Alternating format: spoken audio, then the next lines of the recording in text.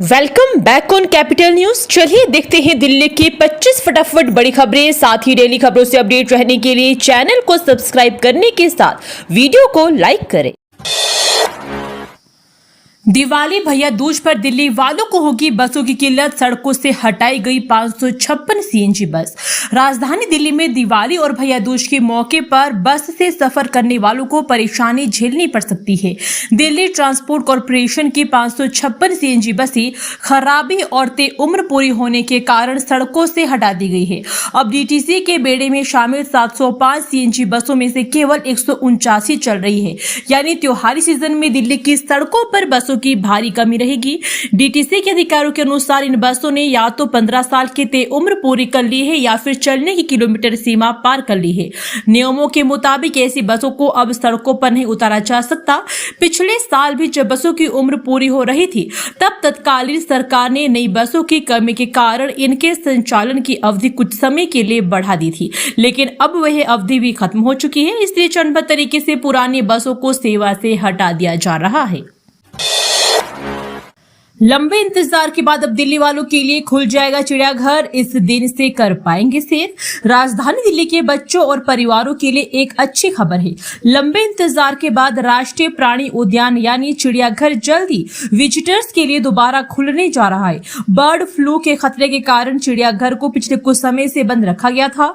अब हालात सामान्य होने पर इसे 30 अक्टूबर के बाद दोबारा खोलने की उम्मीद जताई जा रही है। राष्ट्रीय प्राणी उद्यान के निदेशक ने शनिवार को बताया कि अभी चिड़ियाघर में एवियन इन्फ्लुएंजा वायरस का कोई सक्रिय मामला नहीं मिला है, यानी फिलहाल किसी भी पक्षी में बर्ड फ्लू के लक्षण नहीं है। इसके बावजूद सावधानी बरतते हुए सभी जीव सुरक्षा नियमों और निगरानी व्यवस्था का सख्ती से पालन जारी रहेगा, ताकि किसी भी स्थिति में जानवरों या आगंतुकों की सुरक्षा से समझौता न। दिल्ली में 15 जगहों पर सड़क किनारे शुरू होगी ईवी चार्जिंग सुविधाएं। जाने कितना लगेगा वाहन मालिकों को चार्ज। यमुना पार में सड़क किनारे ईवी चार्जिंग स्टेशनों के निर्माण के लिए बिजली कनेक्शन प्राप्त करने में 2 साल लग गए। अब रास्ता साफ हो गया है। नवंबर के मध्य तक 13 स्थानों पर सड़क किनारे ईवी चार्जिंग स्टेशन चालू हो जाएंगे। ये सुविधा दोपहिया और व्यावसायिक ईवी चालकों के लिए वरदान साबित होगी। नगर निगम ने एक निजी एजेंसी के सहयोग से 230 में सड़क किनारे ईवी चार्जिंग स्टेशन स्थापित करने की योजना बनाई थी। यह योजना ईवी दोपहिया वाहनों पर काम करने वालों की जरूरतों को ध्यान में रखकर बनाई गई थी, क्योंकि बैटरी खत्म होने पर उन्हें अपने वाहनों को टो करना पड़ता है। अपनी जरूरत का 60% बिजली खुद बनाएगा डीएमआरसी। क्या है नई योजना? अपनी वर्तमान बिजली मांग का 33% पूरा करने के लिए डीएमआरसी रीवा सोलर पार्क से सालाना लगभग 350 मेगावाट और एलिवेटेड स्टेशनों पर रूट 4 टॉप प्लांट से 40 मेगावाट बिजली प्राप्त कर रहा है। इसे बढ़ाकर 890 मेगावाट करने का लक्ष्य है। अब 500 मेगावाट सौर ऊर्जा की आपूर्ति के लिए निविदा आमंत्रित की गई है। इससे नवीनीकरण ऊर्जा की हिस्सेदारी मौजूदा 33% से बढ़कर 60% से अधिक हो जाएगी। निगम उपचुनाव में जीत के लिए भाजपा ने कमर कसी। वरिष्ठ नेताओं को सौंपी जाएगी जिम्मेदारियां। दिल्ली में एमसीडी की 12 सीटों के लिए उपचुनाव की घोषणा कभी भी हो सकती है। चूंकि भाजपा के पास पहले इन 12 में से 9 सीटें थी, इसलिए उसमें इन सीटों में फिर से कब्जा करने और अपने उम्मीदवारों की जीत सुनिश्चित करने की तैयारी शुरू कर दी है। इस चुनाव की तैयारियों को मजबूत करने के लिए भाजपा के पूर्व पार्षदों, वर्तमान पार्षदों, नगर निगम अधिकारियों, वरिष्ठ विधायकों और सांसदों को तैनात किया जाएगा। इन तैयारियों के साथ साथ भाजपा क्षेत्र के उन जमीनी कार्यकर्ताओं का भी आकलन कर रही है जिन्हें उपचुनाव में उम्मीदवार बनाया जा सकता है। इसमें खास तौर पर उन उम्मीदवारों पर ध्यान केंद्रित किया जाएगा जो सीट खाली होने के बाद से जनता के संपर्क में है और प्रशासन और जनता के बीच सेतु का काम कर रहे हैं। जीटीबी अस्पताल में नर्सिंग अधिकारियों के तबादले से मचा हड़कंप। 173 अधिकारी हुए इधर उधर। जीटीबी अस्पताल से 173 नियमित नर्सिंग अधिकारियों का तबादला बुराड़ी अस्पताल में कर दिया गया है। उनकी फाइलें भी वहीं भेजी जा रही है। स्वास्थ्य विभाग द्वारा जारी आदेश में कहा गया है कि वेतन भुगतान के लिए किया गया है, लेकिन वे अगले आदेश तक जीटीबी अस्पताल में ही कार्यरत रहेगी। जीटीबी अस्पताल के नर्सिंग एसोसिएशन ने इसका विरोध किया है और स्वास्थ्य विभाग को पत्र लिखकर आदेश को तुरंत वापस वापस लेने की भी मांग की है। उन्होंने यह भी चेतावनी दी है कि अगर उनकी मांगे नहीं मानी गई तो वे बुधवार से शांतिपूर्ण विरोध प्रदर्शन करेगी, जिससे स्वास्थ्य सेवाएं बाधित हो सकती है। दिल्ली सीआरएस पोर्टल का लाभ तभी मिलेगा जब एमसीडी यह काम करेगा। जन्म और मृत्यु प्रमाण पत्र के लिए देश भर में शुरू किया गया नागरिक पंजीकरण प्रणाली पोर्टल अभी तक राष्ट्रीय राजधानी दिल्ली के साथ एकीकृत नहीं हो पाया है। इसका एक कारण एमसीडी जोन और जन्म मृत्यु प्रमाण पत्र जारी करने वाले सरकारी जिला प्रशासन के बीच अलग अलग सीमाएं हैं। नतीजतन 18 से ज्यादा राज्य इस कार्यक्रम से जुड़ चुके हैं, लेकिन दिल्ली के निवासी इसका लाभ नहीं उठा पा रहे हैं। हालांकि राज्य सरकार ने जिला प्रशासन और एमसीडी जोन के बीच सीमाओं को संरेखित करने की प्रक्रिया शुरू की है, जो जल्दी पूरी हो जाएगी और दिल्ली के निवासियों को इसका लाभ भी मिलेगा। एनसीआर में बिना फौज प्रदूषण से जंग लड़ने की तैयारी, सुप्रीम कोर्ट ने लगाई फटकार। दिल्ली एनसीआर में प्रदूषण का स्तर बढ़ रहा है, लेकिन इससे निपटने के लिए सेना नाकाफी है। हालात ऐसे हैं कि प्रदूषण नियंत्रण से जुड़े आदेश और निर्देश जारी करने पर भी असर पड़ रहा है। अगर हालात जल्द नहीं सुधरे तो प्रदूषण नियंत्रण और भी मुश्किल हो सकता है। सामाजिक कार्यकर्ता अमित गुप्ता के एक आरटीआई के जवाब में सीएक्यूएम ने स्वीकार किया कि उसके पास लगभग 35% कर्मचारियों की कमी है।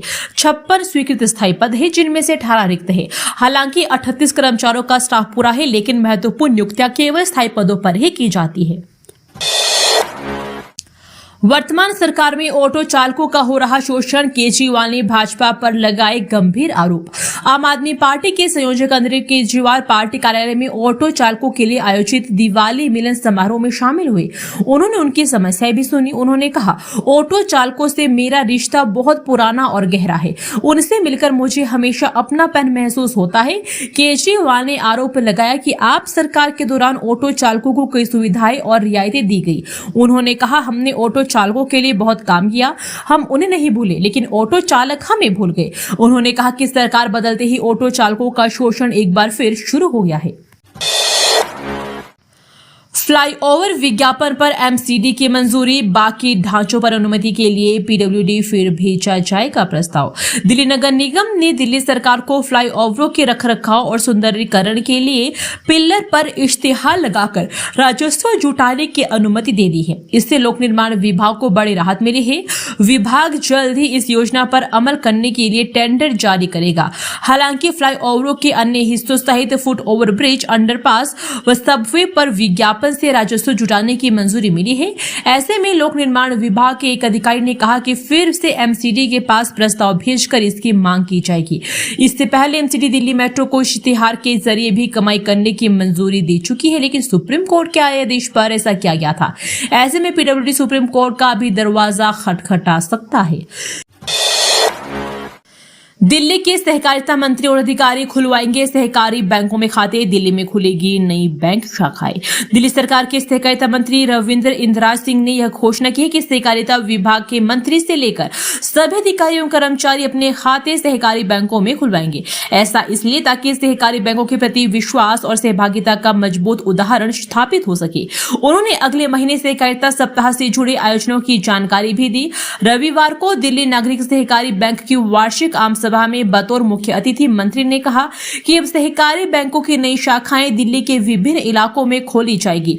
आम नागरिकों को स्थानीय स्तर पर बेहतर वित्तीय सेवाएं उपलब्ध हो। विशेष रूप से ग्रामीण और पुनर्वास कॉलोनियों में शाखा विस्तार को प्राथमिकता दी जाएगी। Times Higher Education World University Ranking में शीर्ष 1000 विश्वविद्यालयों में शामिल। द्वारका स्थित गुरु गोविंद सिंह इंद्रप्रस्थ विश्वविद्यालय ने Times Higher Education World University Rankings 2026 में 801 से 1000 बैंड में स्थान हासिल किया है। ये उपलब्धि आईपीओ को विश्व के शीर्ष 1000 विश्वविद्यालयों और भारत के शीर्ष 28 संस्थानों में रखती है। संस्थान की जनसंपर्क अधिकारी नलिनी रंजन ने बताया कि आईपीओ ने टीएचई के वैश्विक स्तर पर मान्यता प्राप्त ढांचे में अपनी पहली उपस्थिति में 35.5 से 28.9 के बीच का समग्र स्कोर हासिल किया। विश्वविद्यालय ने शोध गुणवत्ता खंड में असाधारण प्रदर्शन किया, जिसमें इसे वैश्विक स्तर पर 488वां स्थान मिला।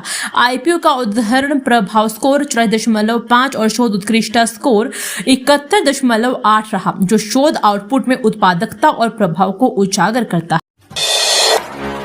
दिल्ली पुलिस का आधी रात जनरल पेट्रोल अपराध पर लगेगी लगाम। शनिवार रात राजधानी की सड़कों पर एक बड़ा सुरक्षा अभियान चलाया गया। दिल्ली पुलिस के सभी 15 जिलों की टीमें जनरल पेट्रोल नाम से एक साथ सड़कों पर उतरी। यह अभियान शनिवार रात 12 बजे शुरू हुआ और रविवार सुबह 4 बजे तक चला। इसका उद्देश्य राजधानी में अपराध पर अंकुश लगाना, मादक पदार्थों की तस्करी और संगठित अपराध पर लगाम लगाना और पुलिस के प्रति जनता का विश्वास बढ़ाना था।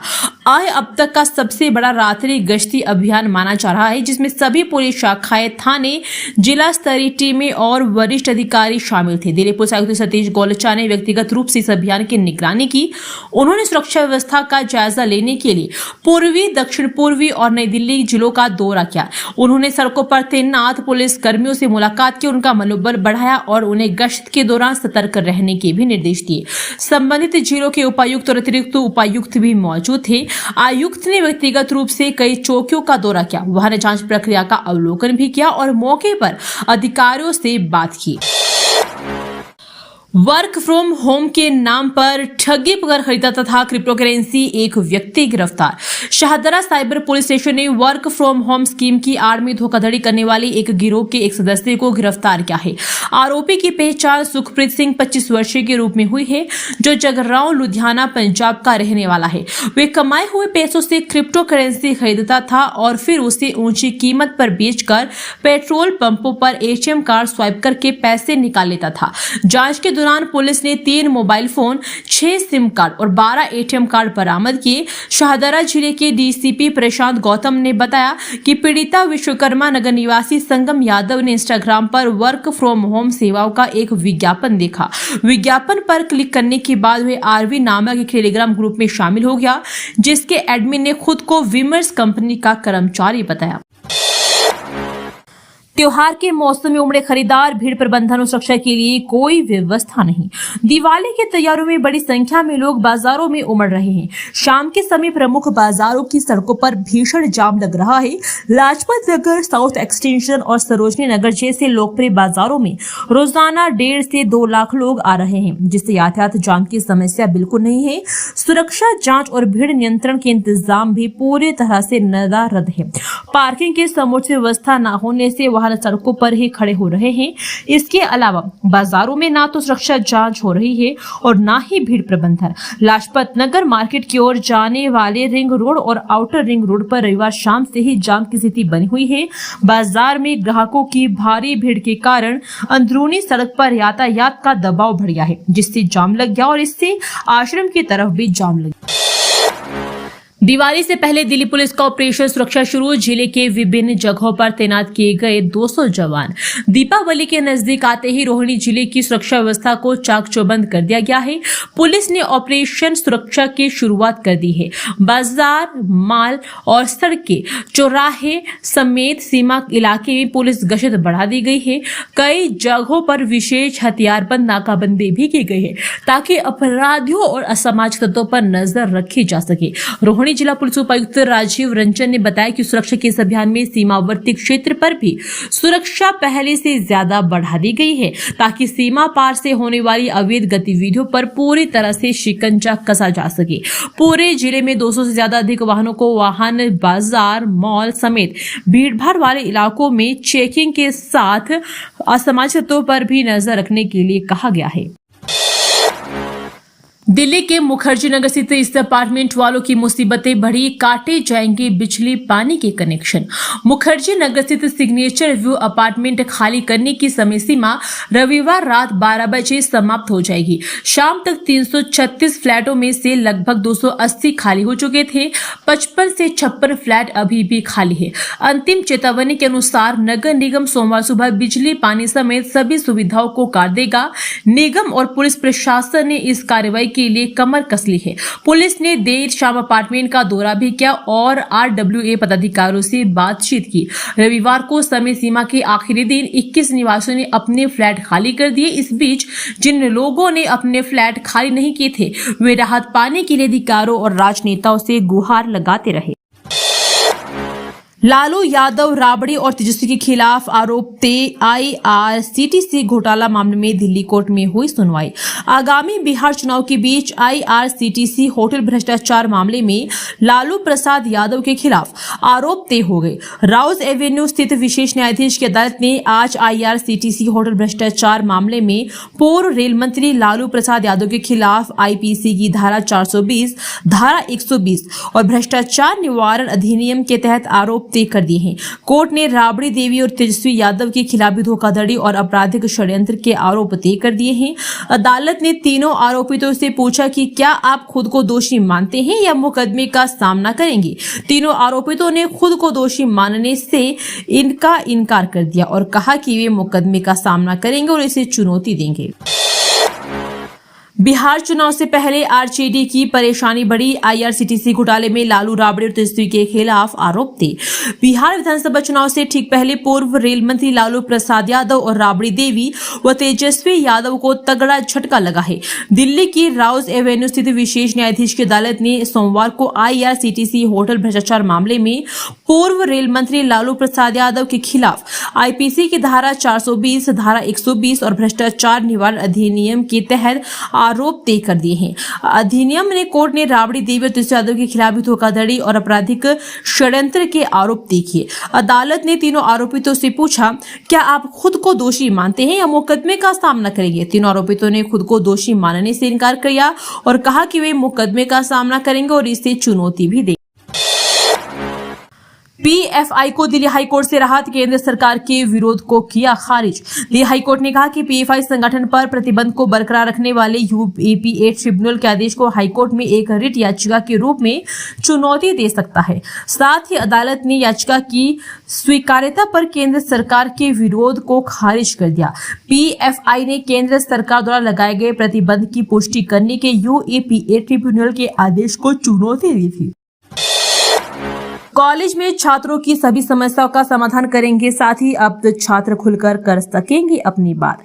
बिगड़ते रिश्तों का तनाव हो, पढ़ाई का बोझ हो या किसी और वजह से बढ़ता मानसिक दबाव, कॉलेज परिसर में साथ ही छात्रों की हर समस्या को समझेंगे और उसके समाधान के लिए उचित कदम भी उठाएंगे। दिल्ली विश्वविद्यालय के शहीद भगत सिंह कॉलेज में छात्रों की चिंताओं को दूर करने के लिए यह पहल शुरू की गई है। इसका उद्देश्य छात्रों के बीच विश्वास और संवेदनशीलता का माहौल बनाना है, जहां वे खुलकर अपनी बात कह सके और खुद को अलग थलग महसूस न करे। विश्व मानसिक स्वास्थ्य दिवस 10 अक्टूबर को कॉलेज के छात्र संघ और कल्याण समिति ने साथ ही द स्टूडेंट्स वेलफेयर कलेक्टिव की शुरुआत की। संवाद और सहयोग को बेहतर बनाने के उद्देश्य शुरू की गई यह पहल परिसर में सच्चे दोस्त की तरह काम करेगी। ये छात्र छात्रों के बीच रहेगी, न केवल उनकी समस्याओं को सुनेंगे बल्कि उनके समाधान में भी सक्रिय भूमिका निभाएंगे। अक्सर कुछ युवा अपनी समस्या को लेकर आगे नहीं आ पाते। इसका उद्देश्य साथी को उनका प्रतिनिधि बनाना है। दिवाली के इस मुख्य बाजार में लगे कूड़े के ढेर, बीमारी का खतरा बढ़ा और दुकानदार भी परेशान। जहां एक और दिवाली को लेकर लोगों ने बाजारों में खरीदारी शुरू कर दी है, तो वहीं दूसरी तरफ किराड़ी स्थित मुबारकपुर रोड स्थित मुख्य बाजार में जगह जगह कूड़े कचरे का ढेर लगा हुआ है। बदबू और गंदगी के बीच ग्राहकों को यहां काफी परेशानी हो रही है। नाले से निकाला गया कचरा सड़कों पर पड़ा होने की वजह से दुकानदारों के साथ आने जाने वाले भारी परेशानी हो रही है। नगर निगम के कर्मचारी नियमित रूप से साफ सफाई नहीं कर रहे हैं। कई बार आते भी हैं तो सफाई के करने के बाद सड़कों पर ही कूड़ा छोड़ जाते हैं। अगर सजा मिले तो लालू परिवार के साथ कितने और नपेंगे, समझिए आईआरसीटीसी घोटाले में किसका कितना गुनाह। बिहार विधानसभा चुनाव से ठीक पहले पूर्व रेल मंत्री लालू प्रसाद यादव, राबड़ी देवी और तेजस्वी यादव को बड़ा झटका लगा है। दिल्ली के राउज एवेन्यू स्थित विशेष न्यायाधीश की अदालत ने सोमवार को आईआरसीटीसी होटल भ्रष्टाचार मामले में पूर्व रेल मंत्री लालू प्रसाद यादव के खिलाफ भारतीय दंड संहिता की धारा 420, 120 और भ्रष्टाचार निवारण अधिनियम के तहत आरोप तय किए। कुल 14 लोगों के खिलाफ आरोप तय किए हैं, लेकिन अब सवाल है कि लालू परिवार समेत कितने लोगों पर आरोप तय किए गए हैं। लालू प्रसाद यादव मुख्य आरोपी है, जिन पर पूरी साजिश रचने का आरोप है। राबड़ी देवी पर जमीन सौदे में शामिल होने का आरोप है। तेजस्वी यादव पर पारिवारिक लाभ लेने का आरोप है। पूर्व केंद्रीय मंत्री प्रेमचंद गुप्ता लालू के करीबी है। उनकी पत्नी सुजाता होटल्स की मालिक है। IRCTC के 4 अधिकारी और सुजाता होटल्स के निदेशक भी आरोप। मीट कारोबारी के घर आयकर विभाग का छापा, भारी मात्रा में नकदी बरामद। आयकर विभाग की टीम ने सोमवार सुबह NH9 के पास पांडु नगर स्थित स्कॉडी ग्रीन सोसाइटी में एक मीट कारोबारी के फ्लैट पर छापा मारा। सुबह करीब 6 बजे से ही पुलिस के साथ 10 से अधिक अधिकारी फ्लैट के अंदर तलाशी ले रहे हैं। जानकारी के अनुसार मीट कारोबारी अपने परिवार के साथ सोसाइटी के टावर 1D में रहता है।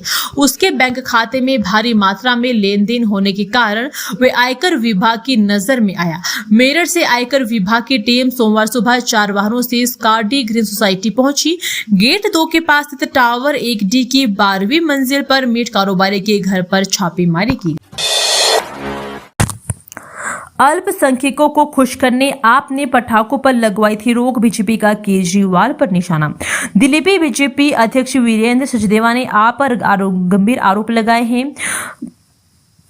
उन्होंने कहा कि बीते 7-8 वर्षों में पूर्व मुख्यमंत्री अरविंद केजरीवाल और पर्यावरण मंत्री गोपाल राय ने अल्पसंख्यक समुदाय को खुश करने के लिए ऐसे कदम उठाए जिनके चलते सर्वोच्च न्यायालय ने दशहरा, दिवाली और दुर्गा पूजा जैसे हिंदू त्योहारों पर पटाखे जलाने पर रोक लगा दी। सचदेवा ने कहा कि आप सरकार ने पर्यावरण के नाम पर न्यायालय में एक तरफा रिपोर्ट पेश की, जिससे हिंदू त्योहारों पर पटाखों की अनुमति रोकी जा सके। उनका कहना था कि बीजेपी लगातार कहती रही है कि दिवाली या दशहरे पर कुछ घंटों तक जलने वाले पटाखे दिल्ली के प्रदूषण का मुख्य कारण नहीं है, लेकिन केजरीवाल सरकार ने अल्पसंख्यक तुष्टीकरण के चलते हिंदू त्योहारों को निशाना बनाया।